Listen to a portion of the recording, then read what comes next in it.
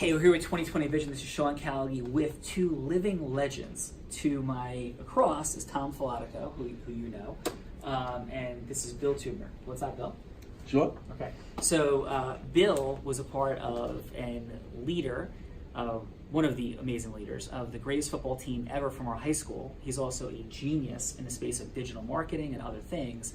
But when Tom and I were growing up, we were in 8th grade when Bill was a senior, and they went 11-0, won the state championship. And Tom, why did you have your number in high school? Bill Tubner. Yeah, so Tom was number 34. Like, we looked at these guys. Took my number. You gave it to Good me. boy. If I recall, I did. I remember. And so Bill's like, why are we doing this? Like, what's up with the video? So Bill, we're in service of in doing these videos. So we call these 2020 Vision videos, creating dreams and breakthroughs, crushing fear and distortion. And you were an example of possibility to me, and I think to Tom, and a lot of people, you know, in our age group, as a mentor who was just so in service of just making things happen in Emerson. Like, would you mind sharing? Because a lot of people didn't have the privilege and the blessing to grow up in a town like we did, in a place like we did. Like, what did Emerson mean to you? And like, what was high school about for you? Yeah, Emerson was a unique place, I think. You know, I mean, it's a small, 5,000 people approximately, and our schools and our classes had approximately 120, 130 people in them. But it was like such a community, right? I mean, like, you know, the parents, they were hardworking parents. I mean, they would, you know, they work all day long, and then they come home, and then they actually sit there and like help us, right? I mean, like, so I remember as an example. So, you know, we're getting ready for the state playoffs and stuff like that, and it's dark out now, and we couldn't practice because it was too dark out. So all the parents, fathers, drove down to the field with their car lights, parked on the field, and lit the field up with their car lights so we could actually continue to practice. You know, so I mean, it was almost, they would do anything for us. In Emerson, it's the tightest community I think I've ever been around. You know, over the years, you know, people like, you still talk to 30, 100 people from your high school? And I'm like, yeah, I actually do. I mean, on a monthly basis. You held the Christmas party this year that Tom and I were fortunate enough to come to. We felt like honored because we're like the young guys. Like we look like up to you guys, right? And we're there like, wow, this is like Bill Tubner's party. And it was this amazing like hierarchical structure like that where we had people like Coach Ennis and, you know, Coach Woods. And I've been remiss in not saying this. And I was thinking about you coming in this morning and thinking about, I figured we'd end up having a video. And I was thinking about like Mr. Menditto. Yeah. Right? Like, what a person, Tom, right? Like, yeah, great guy. That Mr. Menditto had a license plate that was Cavo 1, like number 1 Cavo. And he would just, he ran around as the dean of students forever. He was, I think, at the high school since the doors opened. I think each of the three of us had independently, I think, a very special relationship with him.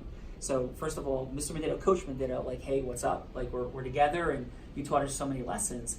And it was that type of place that the dean of students would run around with a license plate. It was the Emerson Cavos that said Cavo 1. It was actually Cavaliers, and Mr. Menditto, I think, came up with the nickname Cavo. Right? Yes. So, like, for you... We're 38 years later. I had lunch with him 2 months ago when he was down in Florida. And I had dinner with him last year when he came down to Florida. So, I mean, like, nice. Here's a dean of student that you still stay in contact with. Because why? Because the relationships, you know, that he built with our class. I mean, like, it was incredible. It's just... Yeah, I mean, again, just going back to the friends thing. I mean, like, people, you know, in college and people I bump into, I mean, nobody can believe that you still keep in contact with, you know, people you went to high school with, and so many people. Yeah. But it's just because we were so tight. I mean, it was like everybody had each other's back. That's right. Yeah. And you were at the glue of like, and I'm not diminishing that we had an amazing class, right? But we all say like we would argue we're maybe tied for the second best class with a number of other incredible classes. But you guys like truly uniquely set the standard.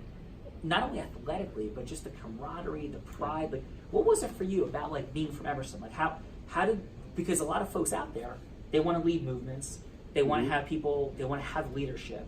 So, what do you think was it about? Like, what was your why? Like, why Emerson? Why that? Like, what was it for you? Yeah, and I came to Emerson in 7th grade. I was in Oakland before that, in Mawa before that, and so I don't know if it was.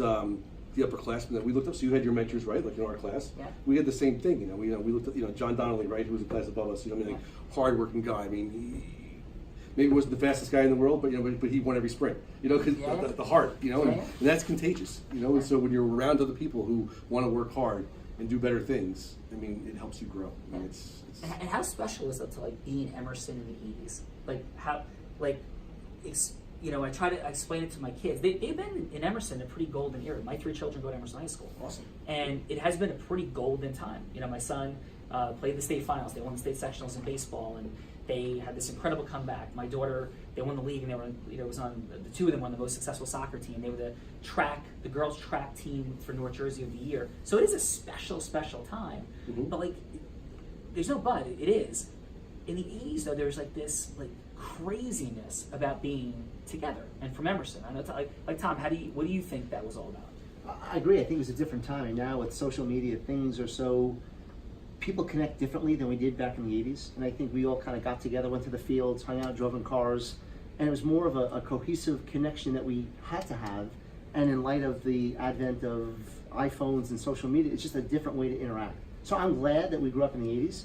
But I think it's just a different way of kids interacting these days.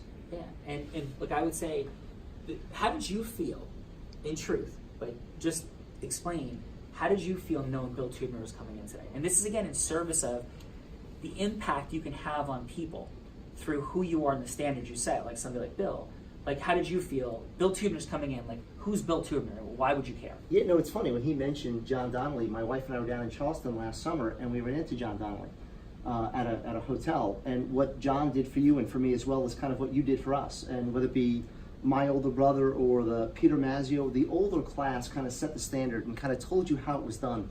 They developed this work ethic in you, and the history with Emerson was all around, it doesn't matter how big you are or how fast you are, if you work hard enough, you can achieve whatever you want. And I think those guys were living examples of that very lesson. So when I heard that Bill was coming, I actually called him last week and had a conversation with Bill. So to go from that relationship to now maybe a business relationship was really pretty interesting. I've always looked up to Bill. I think you've known that for a long time, and it's just nice to kind of do work with someone you thought of as a mentor and a kind of a role model. So it's great to have you here, and I'm thrilled that we might be doing some work together. Yeah. And Don't you think it comes down to the families though in town? I mean, so and I think maybe we all have a bigger responsibility out there as well. Like, I mean, like I know I can't tell you how many times my friends' parents sat me down, their fathers, right? Hey, Bill, let's have a conversation. I'll leave it at that.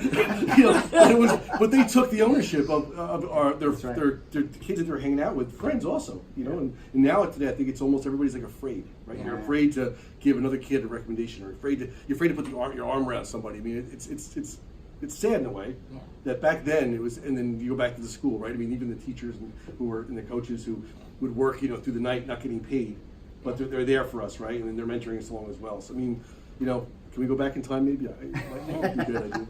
And it was, so like these people, like Bill was talking about, they were in the States and they brought cars down to light up because there was no lights. Like the field didn't have lights. Like fields didn't have lights then, except Heights. And there you are, like having all those things happen, and these coaches were there forever. Like they weren't about upward mobility and moving from school to school. Because we were there for the entire time that the same people ran the school. Coach Ennis, Mr. Pinelli, Mr. Mendito, right? Coach Wallace, right? Like these people ran everything from the beginning through your graduation, through our graduation. And it was pretty remarkable that people that had been at the school for 25 years. Yeah. And they started when they were like in their early 20s. So it was like this family, community place, as you said, Bill, not only I think for the parents, but also the teachers and administrators.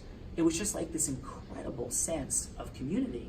And I think that the in service of part for folks watching out there is how can you develop that where you are? And it wasn't perfect, right? There's craziness and problems and issues, and everybody got along every minute and every day. But I tried to model this law firm after that. And you think about like trying to adhere to certain standards, and my mission in my career, Tom is here. Like, Tom and I played sports together. Like Bill is here, and you coming in today for me, I was like, and this is the truth. Like, I just want Bill to be like proud of me. Be like, hey, this is like I'm proud of you. Like I followed you, and like look at the principles that we learned in high school, and hopefully here's a little bit of something good that came out of that. So I just want to thank you for being a friend, for being a mentor, and all the stuff that you did, and to challenge everybody out there. And Bill's not perfect, I'm not for sure, but how could we go out there and lead people, find mentors for ourselves, and then lead others? Cool, bro? And I am proud of you. You built an awesome law firm. I appreciate it, bro. All right, Thomas. Good stuff. All right, hey, we're all just learning to sing. Thanks.